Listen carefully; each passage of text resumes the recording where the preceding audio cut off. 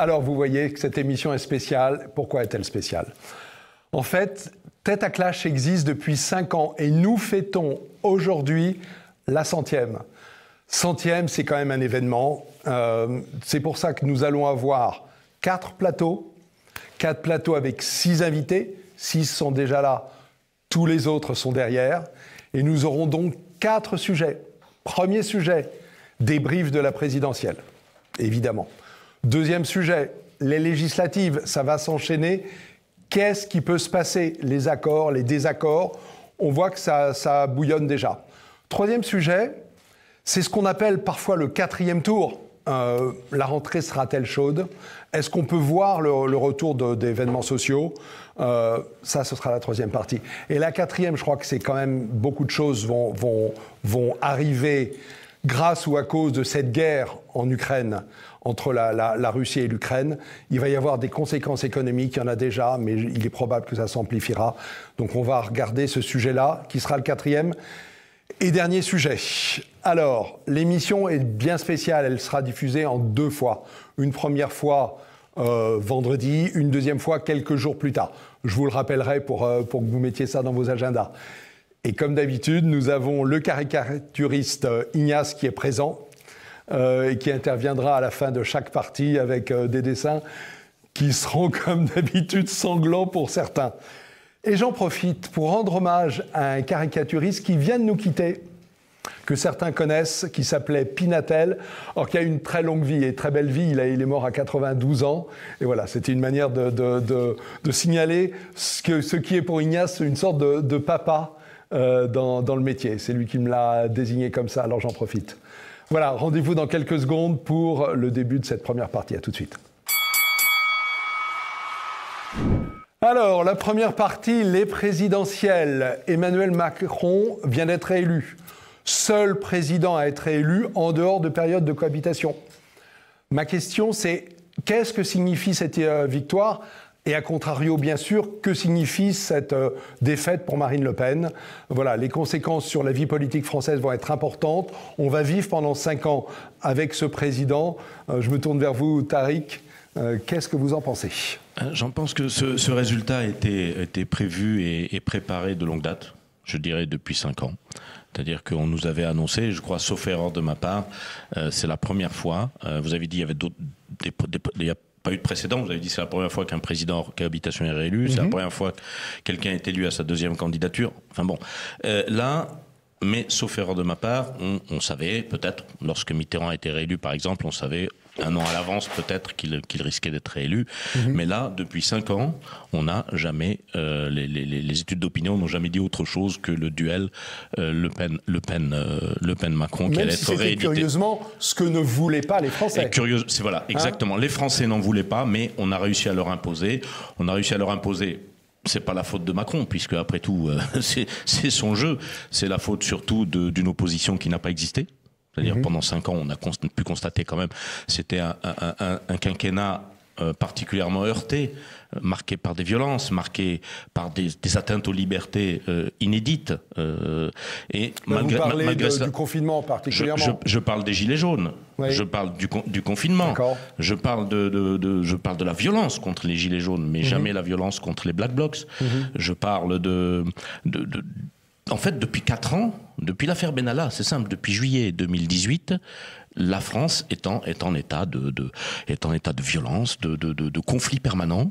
Et bien, malgré ça, elle a été élue. Pourquoi? Parce que il y a... C'est quand même contradictoire. C'est contradictoire, mais parce que l'opposition est inexistante. C'est-à-dire que pendant 5 ans, il n'y a pas eu d'opposition. Moi, d'ailleurs, vous pouvez le voir, on va en parler tout à l'heure, probablement dans un autre débat sur les législatives. Mais où avez-vous vu l'opposition?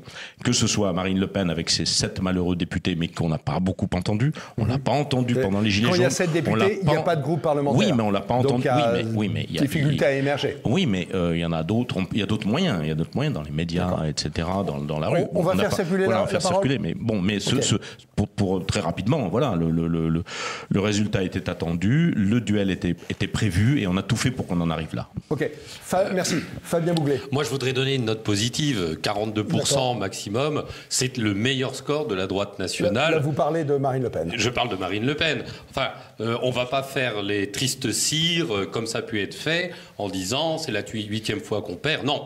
C'est le meilleur score de la droite nationale. Oui, parce que c'est un peu décevant de. On peut pas promouvoir l'union de la droite et des patriotes et en même temps tirer sur l'ambulance. Je crois qu'il faut d'abord souligner le score extraordinaire qui a été fait. Il est décevant parce qu'on a la droite nationale n'a pas 10 gagné. 10 points de plus que la dernière fois, 10 points de plus qu'en 2017, c'est ça, je crois. Oui, plusieurs millions d'électeurs.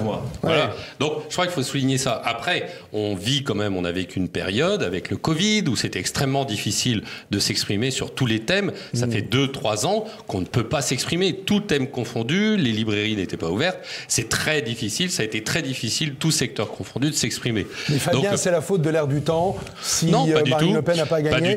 Pas du tout. Je pense que ce qui est particulièrement décevant, c'est que malgré les gilets jaunes, malgré cette politique liberticide, eh bien le président Macron, je crois que c'est ça qu'il faut souligner, a fait 28% dès le premier tour. Donc il a une adhésion qui est effectivement contre-intuitive.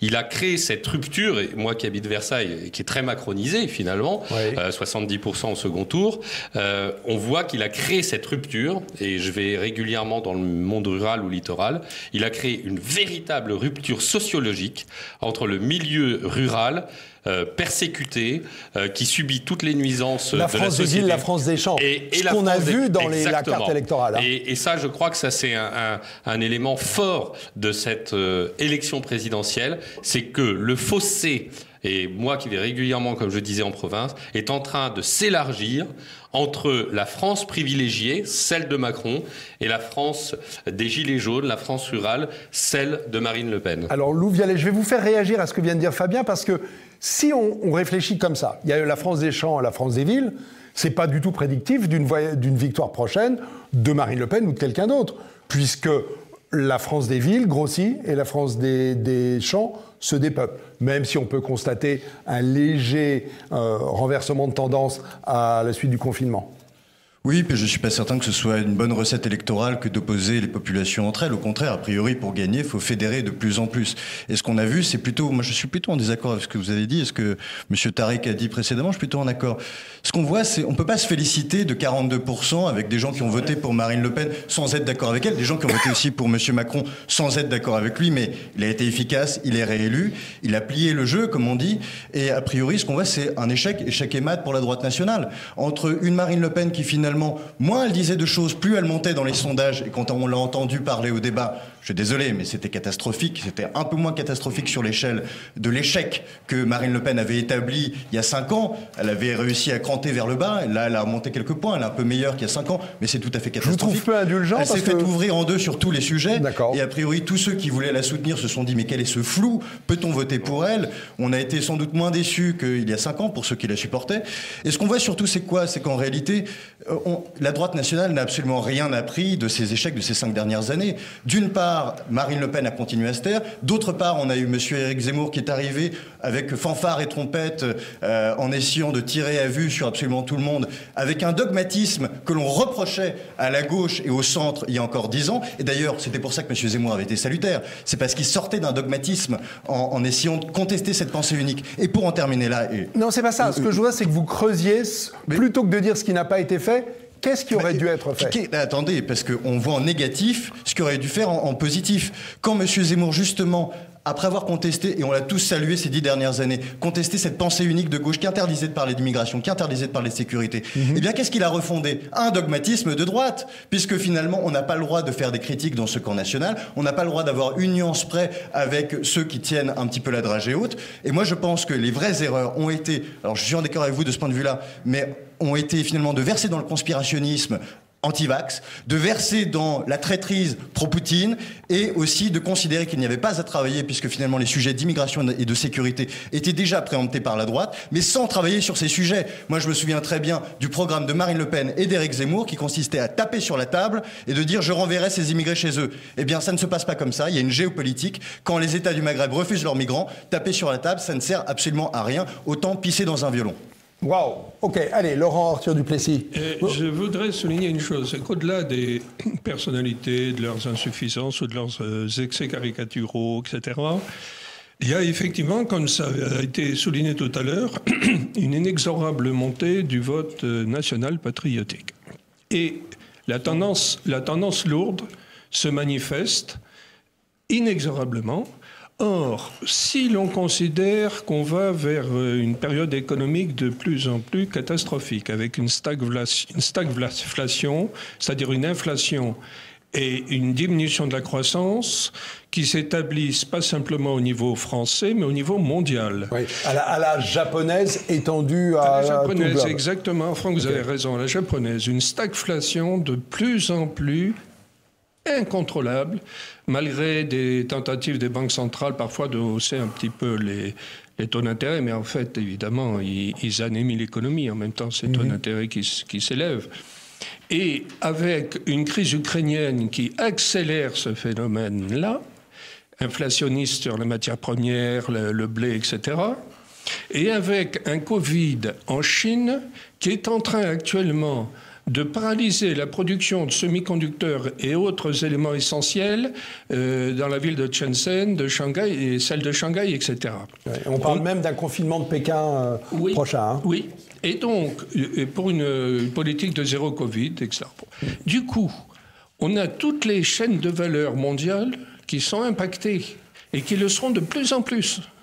Ce qui veut dire qu'on va avoir de plus en plus de difficultés économiques et financières à l'échelle planétaire. Mais c'est bon pour la prochaine fois, bon pour nos 5 ans. Enfin, c'est pas bon pour, je dirais, les centristes. En gros, Oui, c'est très mauvais pour les centristes et c'est excellent, je dirais, pour les deux extrémités du spectre politique et notamment, je crois, pour les droites souverainistes. Indépendamment du talent des uns et des autres, en sachant d'ailleurs qu'on peut très bien voir d'ici 5 ans l'émergence de têtes que nous ne connaissons pas encore. Oui. D'accord. Ça, ça c'est... On va dire que ça pourrait être une forme d'espoir, vu que Marine Le Pen sortirait usée, mais peut-être que j'anticipe un peu trop. C'est un peu courage prions, là. Oui, c'est ça, exactement. Alors, Charles de Bourbon-Parme. On parlait d'opposition, mais l'opposition a été complètement muselée d'abord avec le virus chinois, qu'on appelle le Covid-19. Ensuite, la campagne a été complètement sabotée par la guerre en Ukraine, où plus personne ne pouvait rien dire. Et M. Macron a profité de tout cela très largement. Moi, ce qui m'inquiète plus, c'est plutôt l'abstention. Les Français ne sont plus du tout intéressés par tout ça. Alors nous, on s'agite beaucoup, on a plein d'idées, on cherche des solutions, les pourquoi et les comment. D'abstention. Hein plus que ça. Oui, alors après, vous comptez les blancs et les nuls. Voilà. Okay. Et je pense que réellement, le problème, il est là. Et on arrive, alors c'est peut-être un gros mot, mais on arrive un peu au bout de ce que la démocratie a à offrir. Parce que si plus personne ne s'y intéresse, le vote ne sert à rien. Mais je vous vois bien vous mettre la couronne sur la tête et Charles... Pas tout de suite, on en serait à Charles XI. On en serait à Charles XI en France c'est ça oui. C'est une bonne idée ? Je ne suis pas sûr que ce soit une bonne idée, mais peut-être que la politique partisane, l'oligarchie, le liberticide, tout ça, ce sont des choses qui ont atteint un niveau où il n'y a plus de réponse. Ce que vous dites, c'est l'épuisement de la politique telle qu'on la pratique actuellement en France ? Ou vous iriez un petit peu plus loin et on met des Charles à la tête de tous partout en Europe, là où il y en a mais je vais pas plus encore. loin, je m'amuse à faire une représentation graphique. Depuis la Révolution en géométrie, c'est un cercle. La Révolution, c'était le bien commun, c'était pour que tout le monde soit heureux, c'est ce qu'on nous a dit, d'en haut jusqu'en bas, et tout le monde travaille ensemble. D'accord. Mais ensuite, une politique partisane est arrivée, parce qu'il faut se faire réélire, donc il faut faire plaisir à ses partisans.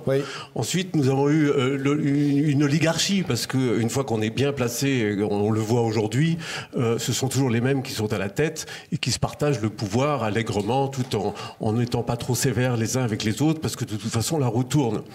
Et puis avec le Covid, la démocratie est devenue liberticide, où on n'avait plus le droit de rien faire. Et je vais faire réagir Lou, Tariq et Lou, parce que cela dit, Valérie n'est pas intervenue. Alors, je voudrais revenir là-dessus, lorsque Mais alors, avec le virus chinois, on n'avait plus le droit de rien dire, mais enfin, l'opposition pouvait tout à fait s'exprimer. Le problème, c'est que l'opposition a tout voté. Elle a voté tous les états d'urgence. Elle a tout voté derrière. Et même Marine Le Pen, vous dites ce que vous voulez, mais enfin, Marine Le Pen, avec ses 7 députés, c'était peut-être pas suffisant.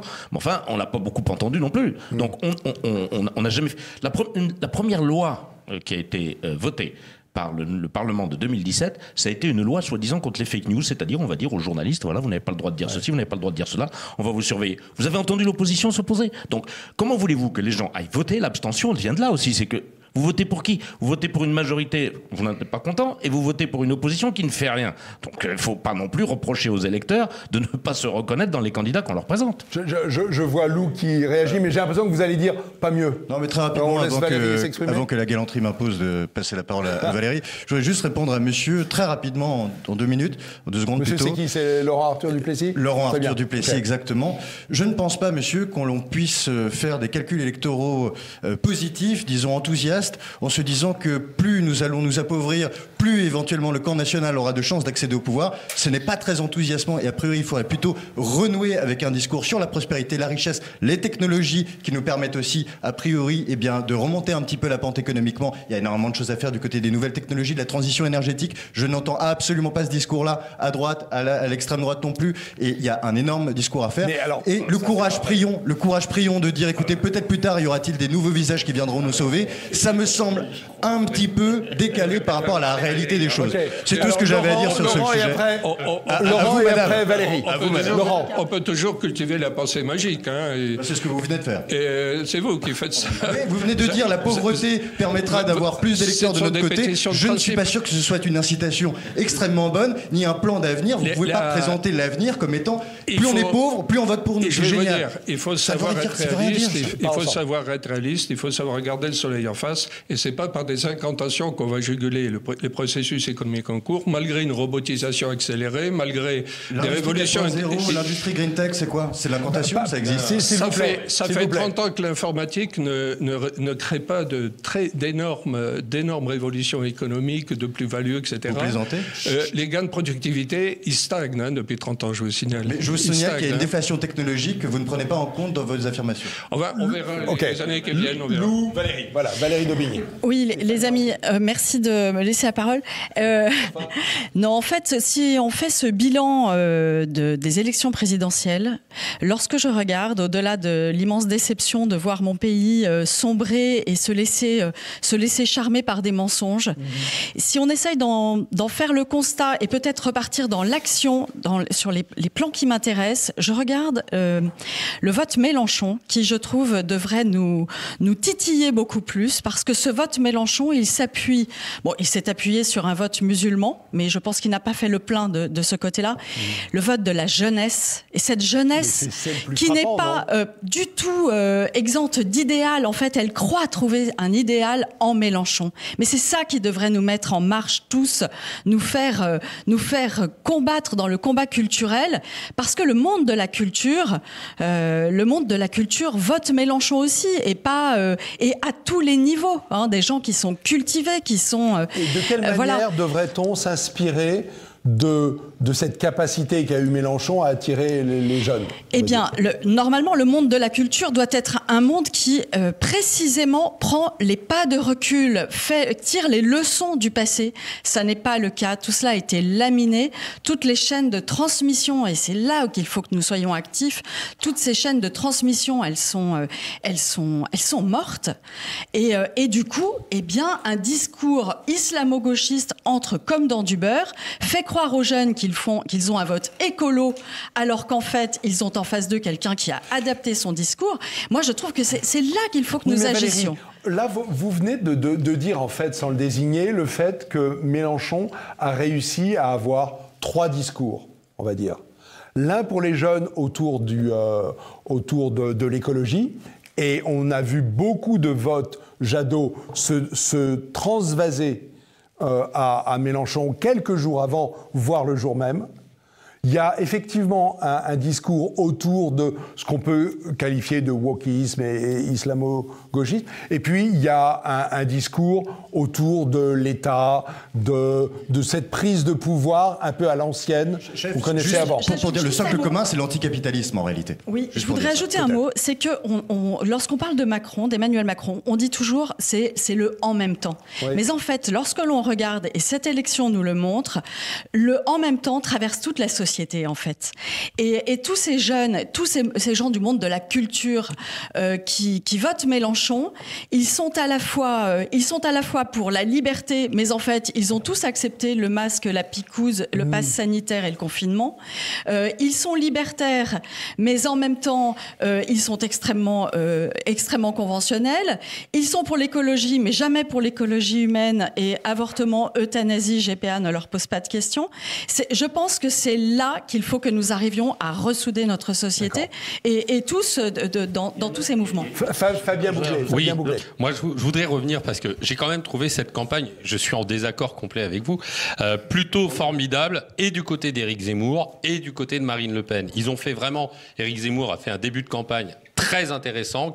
Attendez, quand on est allé à Villepin, par exemple, il y avait énormément de monde. Non, mais monter à 17 pour finir à 16. Ben oui, mais c'est qu'il a fait des erreurs. Donc, et en même temps, vous parlez de transition énergétique. Alors, je pense que vous n'avez pas écouté les programmes, parce qu'en termes de transition énergétique, et Marine Le Pen et Éric Zemmour ont été les champions du nucléaire, qui est l'électricité la plus décarbonée. Et justement, ça fait rien du tout. Mais non, attendez. Et ont su justement, notamment Marine Le Pen dans le cadre du débat, contredire Emmanuel Macron, qui justement veut coupler ses éoliennes avec du gaz venant de Russie et qui augmente les émissions de gaz à effet de serre. Donc je pense qu'en termes de transition énergétique, en termes de transition énergétique, les candidats ont su s'imposer et imposer leur discours, à tel point que lorsque Éric Zemmour a évoqué le fait de renucléariser la France, Macron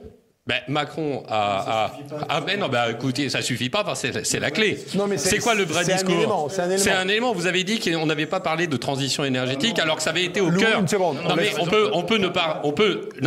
Nous, au niveau de la droite souverainiste, on parle pas de transition énergétique de Jadot et de Mélenchon. On parle d'une transition énergétique de droite. Et donc pour moi, j'ai été totalement satisfait. Ça sert à rien de parler. Fabien a raison. Effectivement, on a fait quand même un énorme progrès. On n'en a pas parlé parce que c'est passé inaperçu et que ça n'a pas changé le résultat de l'élection, mais effectivement, rappelez-vous, le Macron, c'est quand même celui qui a fermé Fessenheim, et maintenant il dit qu'il faut faire des centrales nucléaires. Et ça, effectivement, et il a fait un monde honorable. On le doit pas mal à Zemmour et à Le Pen, ça c'est vrai. Mais il y a un point aussi que je voudrais dire, mais j'insiste là-dessus, parce que le recul des libertés, c'est quelque chose, mais on a parlé aussi des jeunes qui votent Mélenchon, mais c'est surtout le problème, c'est que Macron a pratiqué une phobocratie, un gouvernement par la peur. Il a foutu la trouille à tout le monde. Qu'est-ce que c'est que ça? Qui c'est qui vote? Ce sont les personnes âgées. Les personnes âgées, on les a persuadées qu'elles allaient mourir, et personne n'a osé dire attendez, on se calme. Oui, mais c'est pas très original. On a fait. Ça a toujours été comme ça. Sous Pompidou, c'était déjà comme ça. Ils ont voté massivement pour Macron, qu'ils soient de droite, de gauche, du milieu. Ils ont tous voté Macron comme un seul homme parce qu'ils ont la trouille. On leur a fait peur. Ils ont voté. C'est un vote de la trouille aussi. Leur vote vous indispose. Mais le fait que les personnes âgées se mobilisent plus, aient plus d'expérience, soient plus intéressées par la politique, c'est pas nouveau. C'est parfaitement exact. Mais lorsque vous voyez que les plus de 65 ans ont voté à 80-85% pour Macron, c'était pas le cas avant. Les plus de 65 ans votent. Mais si le peuple ne convient pas, il faut changer le peuple. Non, j'ai pas dit ça. J'ai dit que les plus de 65 ans votent traditionnellement. C'est très très bien. Le problème, c'est que là, ils ont tous voté comme un seul homme pour Macron. Pourquoi? Parce qu'on leur a foutu la trouille. Et ça, c'est quand même un vrai problème. Ok. Allez, il nous reste 2-3 minutes. Lou, je vais essayer de refaire circuler la parole une fois. Non, mais je pense que la conclusion ne peut pas être les vieux à l'échafaud et que ceux qui... Bah oui, mais on ne sait pas trop ce que vous dites alors. C'est moi qui vous ai poussé ils ont le droit de voter ce qu'ils veulent. A priori, c'est les meilleurs qui ont gagné. C'est ceux qui ont su convaincre qui ont gagné. Sans micro, Tariq, je vous rappelle que sans micro, ça sert à rien. Alors, juste une petite chose, parce que nos téléspectateurs nous ont suivis dans ce discours sur la transition énergétique. Ce n'est pas en mettant le nucléaire au centre de tout. Le nucléaire est utile comme énergie, évidemment, de transition. Et en mettant les circuits courts aussi au centre centre du débat. Ce n'est pas ça la transition énergétique. Et je termine là-dessus. C'est pas de transition. L'énergie nucléaire est indispensable pour la France. Ce qui est indispensable. C'est pas une électricité de transition. Monsieur, je n'ai pas dit le contraire. Ça, c'est le discours de Jadot et de Mélenchon, la transition. Non, pas du tout. Et c'est le discours des promoteurs éoliens. Vous croyez qu'on aurait un verre Quand on parle de nucléaire, Chef, j'aimerais bien juste conclure ma phrase. C'est les éléments de langage des promoteurs éoliens. Non. D'abord, si. Attendez. Vous m'avez pas entendu parler d'éoliennes. Vous m'avez entendu parler de croissance. Vous m'avez pas entendu parler d'éoliennes. Vous m'avez entendu parler de croissance verte. Excusez-moi pour les anglicismes, mais il n'y a pas d'autre chose de green tech, de deep green tech, de ces très grosses technologies dans lesquelles il faut évidemment investir. Sans quoi, eh bien, l'énergie nucléaire ne suffira pas pour faire la transition. Sans quoi, les énergies renouvelables ne suffiront pas pour faire la transition. Et en effet, c'est un discours capitaliste qui est maîtrisé, qui est critique des solutions qui sont là en ce moment. Et c'est pas votre petit bout de la lorgnette des années 60 de miser sur le tout nucléaire. C'est important le nucléaire, mais ça ne suffit pas. Et vous voyez pas au-delà, eh bien, de votre petit nez. Ok. Laurent Arthur Duplessis. Allez, on essaye chacun 20 secondes chacun. En tout cas, il est clair qu'à court terme, on a un énorme problème énergétique, étant donné que l'Europe ne peut pas se passer du gaz russe pendant encore un bon moment, car on n'a pas de port pour traiter le gaz naturel liquéfié en quantité suffisante en Europe occidentale. Et à court terme, on a un mur devant nous. Et pourtant, j'entends ça, et pourtant, ça date d'aujourd'hui, la Russie a coupé le robinet à la Pologne et, j'ai oublié le deuxième pays, la Roumanie, la Bulgarie, et il est certain, enfin l'Europe est en train de se préparer pour qu'à la fin de l'année, nous passions du gaz russe. Hein, c'est ça qui est dans les tuyaux. Hein. On va voir la contraction du PIB en Europe, on va la voir. Hein. Ok, allez, Valérie Daubigny, merci. Un mot de conclusion sur un autre sujet plus général, celui de la démocratie. Effectivement, elle est vraiment mise à mal avec cette élection présidentielle. Emmanuel Macron élu au deuxième tour par 38% des électeurs simplement, si je ne me trompe pas, dont la plupart ont voté contre Marine Le Pen et pas pour lui. Je pense que là, il y a vraiment une forte question à se poser sur le régime, sur les institutions. Ne sommes-nous pas arrivés au bout? Effectivement, vous le disiez, toute une frange de la population qui vote par peur. Enfin voilà, tout cela ça vous rend un peu mélenchoniste, Valérie, non, ça me rend réaliste. Et je pense que nous ne sommes pas mariés avec la démocratie et la République et que notre pays est peut-être arrivé à un moment où il faut se reposer la question sereinement. D'accord. Alternative à la démocratie, elle reste à trouver, si je puis me permettre. Elle reste à trouver. Charles Ier, Charles de Bourbon-Parme. Je suis désolé, Charles, je vous ai mis dans cette case-là. Que d'honneur. C'est pas très gentil. Pour revenir sur un tout petit peu sur le nucléaire, nous étions en France les leaders mondiaux sur le nucléaire. On sait faire des moteurs nucléaires qu'on met dans des sous-marins ou dans des porte-avions. On n'est pas obligé d'en faire des trucs gigantesques un peu partout. On peut mettre des petits moteurs à droite, à gauche, là où ils sont nécessaires, et chacun pourra les gérer en fonction des villes qui vont élargir le mix, pas de reposer sur le tout nucléaire. Oui, mais le mix le tout nucléaire finalement est assez propre comparé aux éoliennes et au charbon. Vous savez, Lou, que ce que vous dites là n'est pas audible parce que vous n'avez pas de micro. Je sais que c'est un petit peu différent cette fois-ci. Je suis navré. Mais c'est la règle. Voilà, c'est pour ça qu'il faut laisser Charles XI parler. Charles de Bourbon-Parme, on vous laisse conclure. Voilà. Et là, c'est vraiment en tous les fini. cas, bravo à Tête à Clash pour cette 100e. Oh, merci. Flattez-moi. Il en restera toujours quelque chose. Allez, on se retrouve. Je suis désolé, Fabien, je suis désolé pour les autres. On se retrouve dans quelques secondes pour la deuxième partie. On enchaîne sur les législatives. Mais je vois Ignace qui me fait des grands signes parce qu'il a fait 6 caricatures. Et à mon avis, il va y avoir du sang sur les murs. Je vous avais annoncé des caricatures, mais ce sont des dessins, et vous les voyez s'afficher. Et il parle de la situation du RN. C'est assez bien vu. J'aime beaucoup celle avec le curé, manifestement, ou en tout cas le militant, qui dit que Marine Le Pen est de gauche. Ok, et pour moi, merci Ignace de me soigner comme ça, c'est formidable. Et Macron réélu avec sa seringue à la main. Ok, allez, merci beaucoup. Et on se retrouve dans quelques secondes pour la deuxième partie, définitivement. À tout de suite.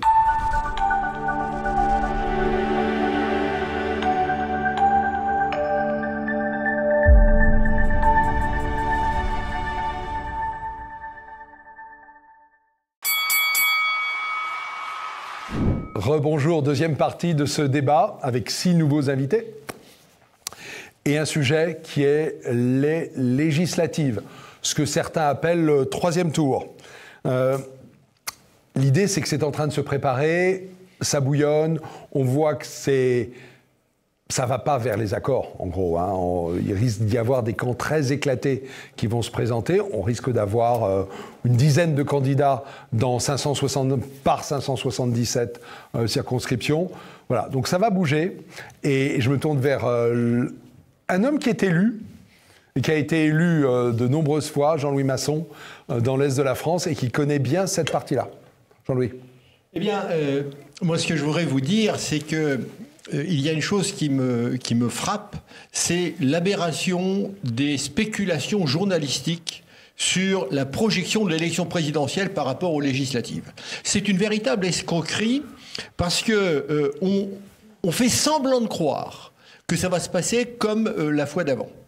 Or, ça ne se passera pas du tout comme la fois d'avant. La fois d'avant, c'est comme les fois d'avant encore. Comme les fois d'avant. À chaque fois. Non, mais comme en 2017. Hein, oui. Et le problème, c'est le suivant. C'est que c'est un deuxième mandat présidentiel, une réélection. Et moi, j'ai vécu en tant que député 81 et 88. En 81, il y avait l'entraînement fabuleux parce qu'il y avait un nouveau président, etc. En 88, Mitterrand a fait 4% de plus qu'en 81. Par contre, au niveau des législatives, ils ont fait une quarantaine ou une cinquantaine de députés de moins, parce que les députés qui, en 81, avaient fait plus que Mitterrand, il y avait l'effet d'entraînement qui a fait que les députés, les candidats socialistes ont fait plus que Mitterrand, eh bien, en 88, ils ont fait beaucoup moins, pour la bonne raison qu'à ce moment-là, quand c'est une deuxième élection, quand c'est une deuxième élection du président de la République, eh bien, il n'y a plus cet effet d'entraînement. Et les gens votent la qualité des candidats. La personnalité des candidats joue un rôle important. Or, ce qui se passe, comme à chaque raz-de-marée, eh bien, les gens qui sont élus sur un raz-de-marée, il y a une moitié de bras cassés. C'est un peu dur, mais il y a une moitié de bras cassés. Non, mais on a bien vu dans certaines circonscriptions. En 81, il y avait tout un tas de socialistes qui étaient très bien, mais il y avait aussi un bon tiers qui étaient les bras cassés. En 93, avec le RPR, vous savez, il y a eu le fameux raz-de-marée RPR-UDF en 93, mais c'était des fous qui ont été élus. Et heureusement, en 97, il y a le coup de barre en arrière, qui s'explique en partie par la personnalité qui était catastrophique des députés RPR-UDF et des nouveaux députés RPR-UDF élus en 93. Et là, c'est la même chose. Moi, je le vois dans mon département en Moselle. Je suis plus député, je suis sénateur. Mais je vois, bon, en Moselle, sur 9 députés, il y en a 8 qui sont macronistes. Bon, sur les 8, il y en a 4 qui tiennent la route et qui, à mon avis, vont être élus. Bon, les 4 autres, moi, je ne donne pas cher de leur peau. Oui, mais attention, je vous rappelle les chiffres. 577 députés. En gros, la majorité actuelle, c'est 300 et quelques En Marche. Et puis il y a ensuite des gens de chez Bayrou, et puis des Modem. En gros, il y en a 370. Il faudrait, pour arriver, la majorité c'est un peu moins de 290, il faudrait qu'il y ait quand même un gros retrait de vote pour changer la majorité. Non, mais ce qui va se passer, c'est qu'il y aura beaucoup de gens autour du macronisme, mais pas les macronistes purs et durs. Et moi, j'en ai discuté avec des députés LREM. Ils m'ont dit, non, surtout, nous, on ne mettra pas sur nos affiches LREM, on mettra majorité présidentielle, parce que LREM, c'est plus porteur. OK. Donc, alors, attendez, qui veut réagir, Tariq ? Oui, puis je voudrais préciser aussi, il y a un autre précédent qui n'est pas tout à fait le même, c'est en 2007, lorsque Sarkozy a succédé à Chirac. Oui. Chirac n'avait pas été réélu, mais enfin c'était la même tendance, camp, en tout cas, oui. Le même camp, et ils ont perdu, je crois, 50 députés. Voilà. Donc maintenant, effectivement... Oui, mais Sarkozy a eu sa majorité. Oui, mais ils ont perdu 50 députés. Okay. Et là, mais ils peuvent tout à fait en perdre 100, les macronistes peuvent tout à fait en perdre 100. Sans micro ou alors sans... C'est pas souhaitable en tout cas, mais bon. Non, mais on ne parle pas de ce qui est souhaitable, on parle de la... Enfin, je ne sais pas. De la spéculation. Basée sur l'expérience. Oh, pardon. Bon, voilà. Maintenant, effectivement, le sénateur Masson a raison. On n'en sait rien. On ne sait pas comment ça va se passer. Maintenant, je vois quand même deux choses très claires. C'est que Mélenchon est en train de réussir une union de la gauche. Et que, en revanche, à la droite de La République En Marche, on n'est pas capable de la faire.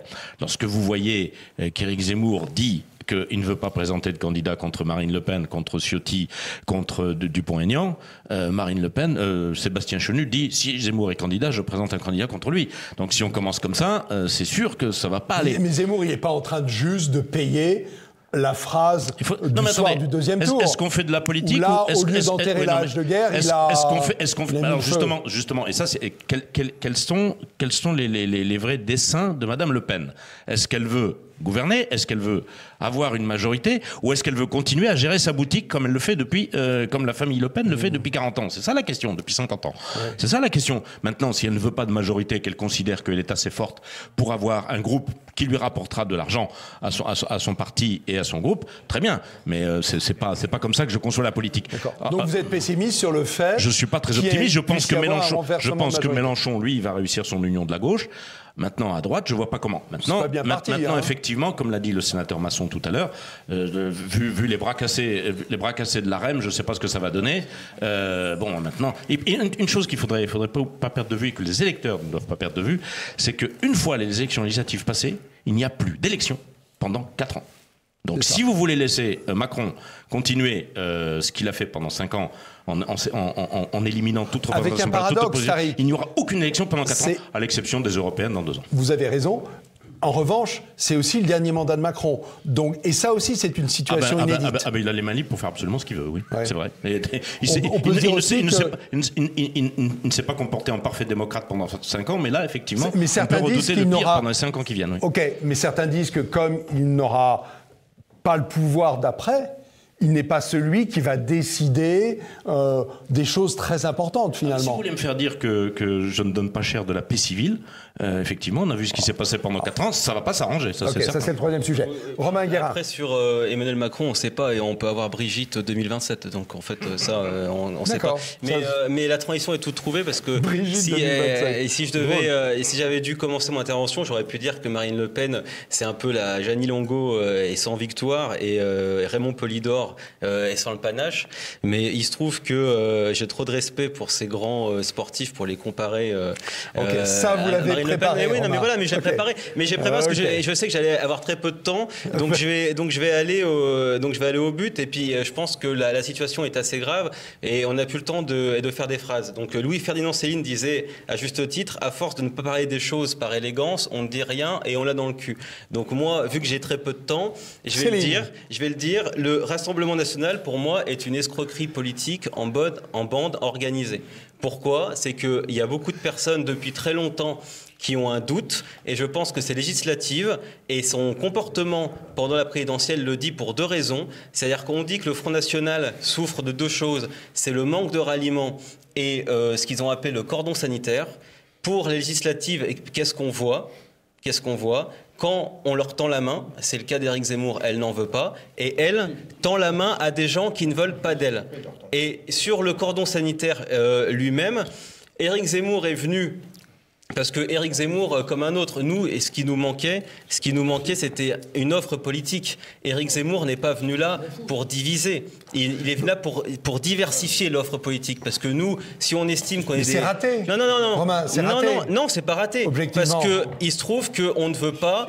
Il y a des patriotes et des nationaux qui ne veulent pas être représentés par Steve Briouat, Jean-Alain Lacapelle et d'autres. Donc, Éric Zemmour est venu et a proposé une autre offre. Il n'a pas divisé, il a diversifié. Okay. Vous allez passer votre micro à Jean-Louis Masson, à Patrick Hibard.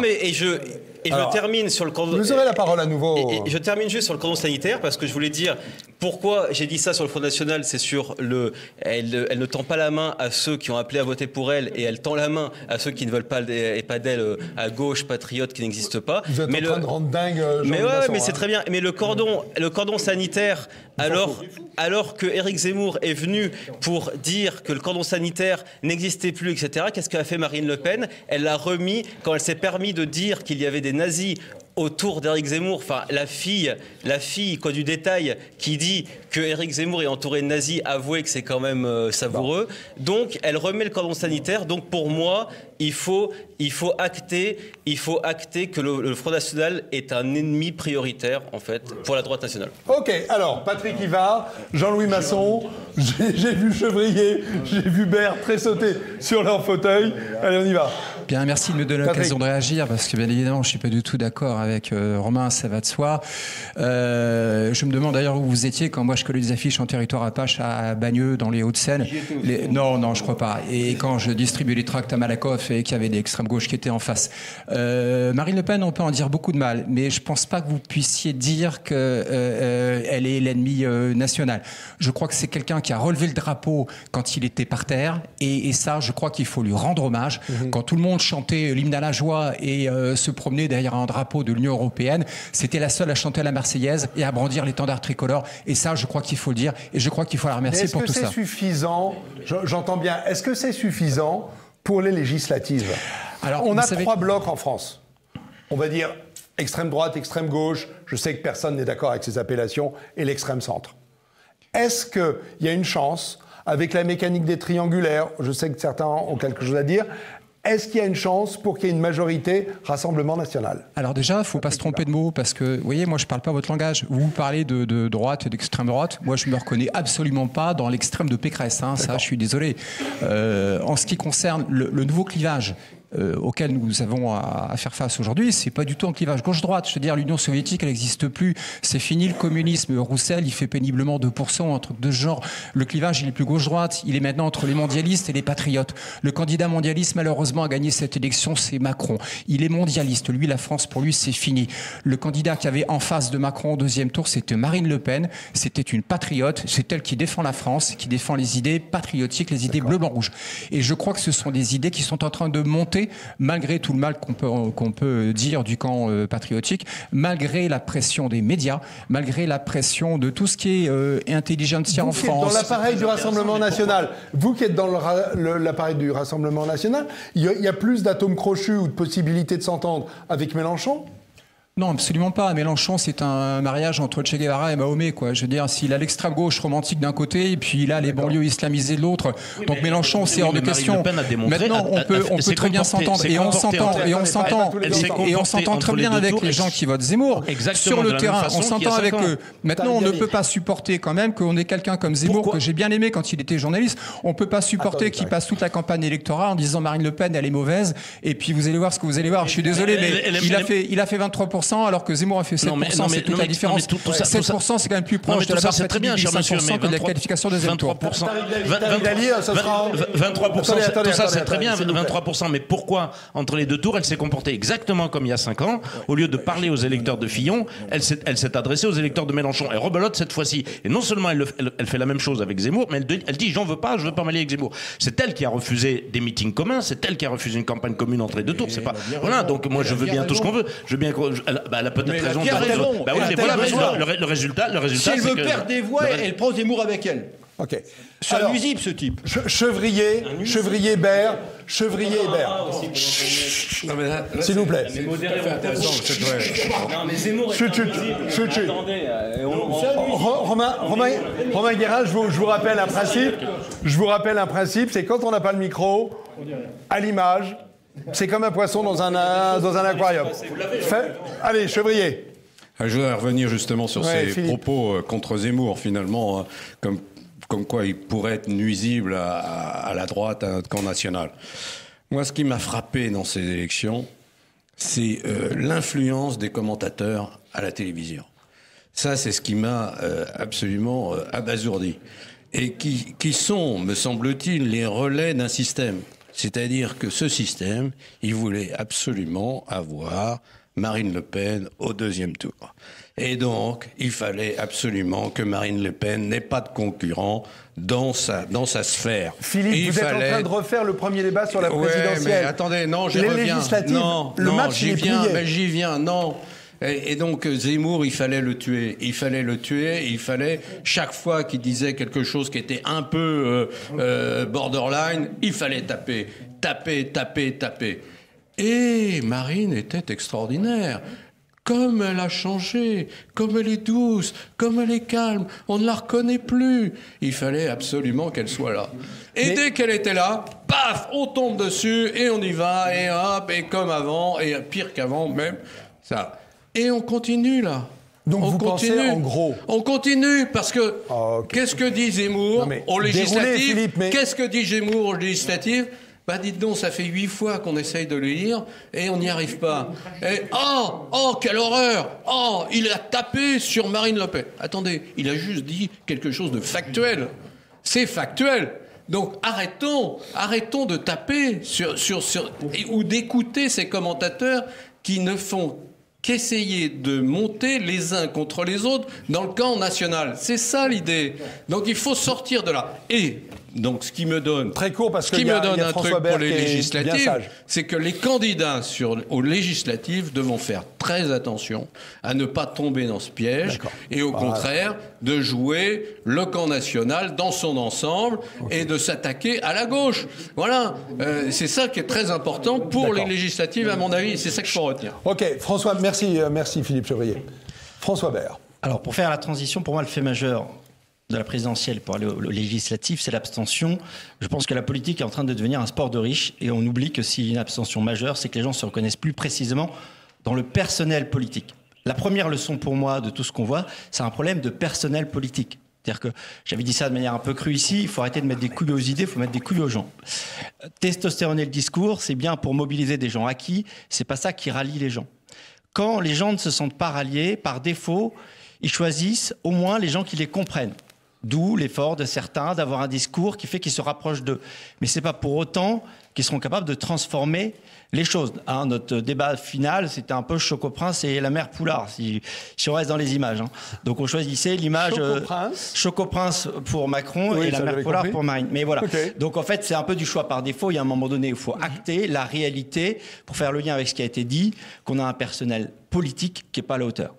Et que fondamentalement, le vote pour moi, et ça revient vraiment sur ce qui a été évoqué avant, il est comportemental. On a envie de suivre quelqu'un qui nous inspire par son calme, par sa capacité à trier les sujets, par sa capacité à pas être un débatteur infini ou pas être un câlineur infini, pour prendre les deux tendances qui ont été évoquées précédemment, et que donc l'opportunité pour moi, elle sera là. Et on peut dire qu'en gros, si on parle des trois parties de la présidentielle, il y a eu ceux qui votent pour celui qui donne la meilleure image d'eux-mêmes, hein, les gens qui sont confortablement installés et qui choisissent Chocoprince parce qu'effectivement, pour eux, la politique est un sport de riches.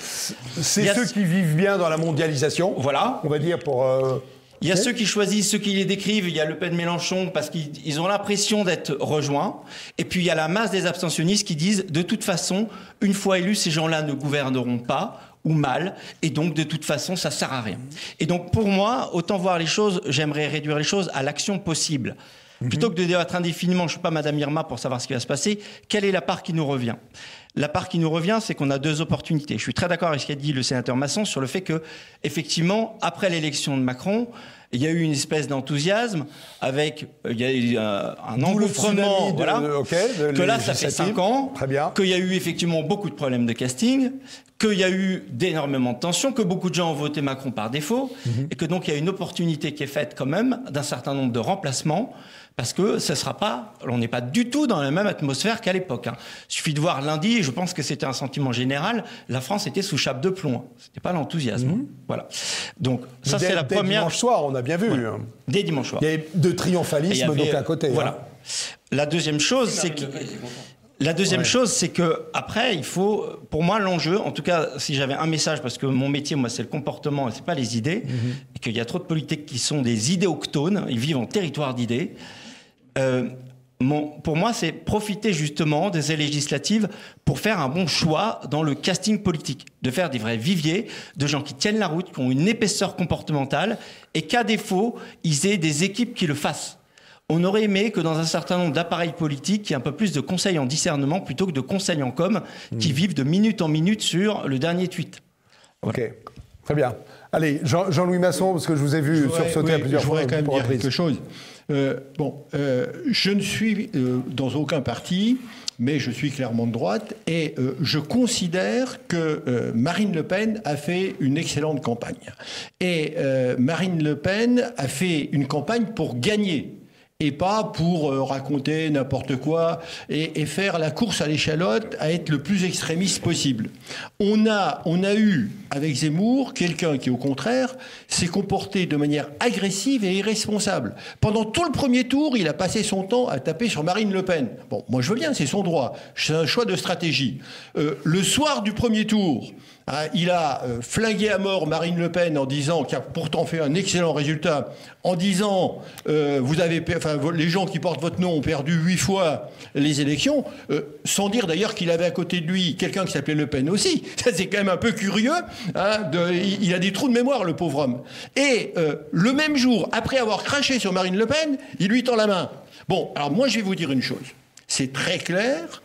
Sur ce point, et si je suis amené à en discuter avec Marine Le Pen, j'avais discuté de sa campagne, moi je lui conseillerais de ne surtout pas négocier quoi que ce soit avec Zemmour. C'est un nuisible qui passe son temps à taper contre son camp et mais de toute manière... Est-ce que ça va faire gagner des députés? Oui, parce que Zemmour, avec les 7%, il est ridicule. Non mais se moquer de quelqu'un qui fait 41%, au soir du deuxième tour, et quand on a fait soi-même 7%, alors, vous allez voir, vous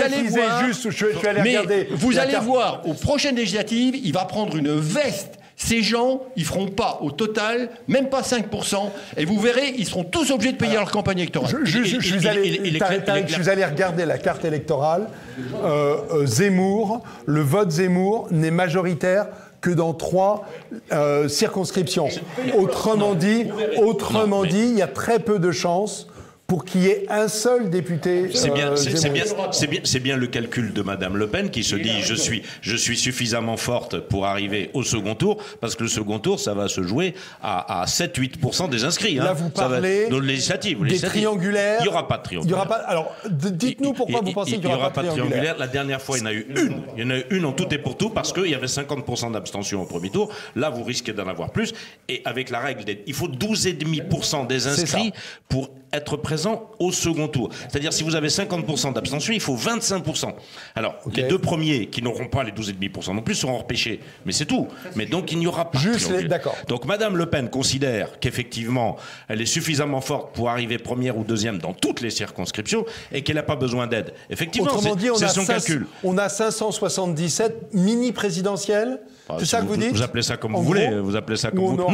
Non, parce que là, vous partez du principe. Vous partez du principe que ça sera des RN contre des REM. C'est pas vrai du tout. Ce que j'ai dit tout à l'heure, c'est que Mélenchon, lui, est en train de réussir l'union de la gauche. Et que Mélenchon peut effectivement arriver premier ou deuxième dans pas mal de circonscriptions. Enfin, les candidats de Mélenchon, du PS, des Verts, de tout ce que vous voulez. Donc on peut même avoir des affrontements, Rassemblement National, gauche populaire. Ah, c'est possible, oui. Je le pense, oui. On passe le micro à François Habert, merci. François. Mais toujours dans cet esprit, je pense que c'est d'autant plus important du coup d'avoir des individualités, enfin de créer, je trouve qu'il y a pas mal de gens qui ont cherché à faire tout ce qui peut permettre de favoriser des ralliements de plusieurs groupes en même temps. Plus on va faire émerger des gens suffisamment autonomes pour pas rentrer dans ce genre de discours de parti insupportable. C'est-à-dire que moi, je suis désolé, quand j'entends ce genre de discours, je dis mais vous êtes des sponsors officiels de l'abstention quand vous dites ça. Vous êtes des sponsors de l'abstention. Mais les gens ne peuvent plus d'avoir cette politique-là. Vous croyez que quelqu'un qui vit quotidiennement avec des galères, il a envie de suivre ces espèces de petites bagarres à 2,50 francs. Mais si on vous crache dessus, et donc, ce qui est certain pour moi, c'est que plus on sera capable de faire le choix de gens suffisamment autonomes pour arrêter de rentrer dans la logique des partis. Les partis, c'était des machines à idiots, les partis. Parce que le parti, il vit pour lui. Il n'y a pas plus anti-bien commun qu'un parti. Donc il faut faire émerger des gens suffisamment autonomes, épais, silencieux, capables de trier les choses pour avoir une liberté de parole. Pourquoi? Je trouve ça hallucinant, moi, que dans une assemblée nationale, il y ait des gens qui soient à ce point soumis à des mouvements de vote comme ça. On devrait avoir des individualités capables à chaque instant d'arrêter des disciplines de parti et d'exercer leur discernement. François, merci beaucoup. On a peu d'énergie. Concentrons-la sur le choix des gens plutôt que sur les débats d'idées et les éléments de marketing. Je rappelle que les législatives, c'est 12 juin et 19 juin. Ça laisse 2 mois pour trouver les petites merveilles. pas sûr que ce soit facile. Patrick Ivard, et ce sera la fin du débat, sinon on ne va pas y arriver. Pour rebondir très rapidement sur ce que vient de dire l'interlocuteur précédent, en ce qui concerne le casting, je crois pouvoir vous dire qu'au Rassemblement national, alors on espère avoir trouvé les 577 meilleurs candidats qu'on n'ait jamais vus. Ce qui n'était pas le cas avant, hein, c'était un gros problème au Rassemblement national d'avoir des personnalités crédibles et de ne pas trouver des gens qui avaient des casseroles énormes. Souvenez-vous de ce qui s'est passé. Pas tant que ça, si vous voulez, parce que l'image du Front National, Rassemblement National évolue au gré de l'évolution un petit peu des médias qui en parlent et qui en disent peut-être un petit peu moins de mal. Il faut peut-être remercier Zemmour dans son côté un peu extrémiste, parce que c'est sûr qu'il a un peu servi de paratonnerre, étant donné qu'il dit beaucoup de mal de tout le monde. Et finalement, les journalistes ont moins le temps de parler du Front National, Rassemblement National et de Marine Le Pen. En ce qui concerne le casting RN, on a déjà à peu près, je pense, nos 577 candidats. Pas certain qu'on puisse en avoir 577, parce que je crois qu'il y a quelques légers accommodements qui se feront avec des hémoristes qui nous ont pas trop craché dessus. D'accord. Donc on verra la suite. Allez, je suis désolé, je vois à quel point ce débat pourrait durer plus longtemps. On doit juste en terminer pour aborder les deux autres et pour regarder rapidement ce qu'a pondu Ignace pendant le temps du débat. Il peut vous dire qu'il a crayonné. Les chefs des Insoumis plus rebelles que jamais. Je veux collaborer avec Macron. Oui, c'est ça. Et Reconquête cherche des arguments avec une liste commune avec le RN. Biche, oh ma biche, quand tu soulignes. Oui, c'est ça. OK. Allez, je reprends la parole. Deux très bons dessins d'Ignace. Il en a un troisième qui va pondre dans les secondes qui viennent. Ils vont s'afficher. Il a bien vu les négociations qui ont lieu et les contradictions de tout ça. Alors, c'est la fin de cette première partie de centième. Vous avez vu à quel point c'est riche. Jean-Louis Masson continue à parler sans micro. Ça va pas du tout. Monsieur le sénateur. Alors, on se retrouve dans quelques jours pour la deuxième partie qu'on va enregistrer dans la foulée. Et voilà, j'espère que vous aurez apprécié cette centième première partie. Et on se retrouve dans quelques jours pour la deuxième partie. Donc, à bientôt.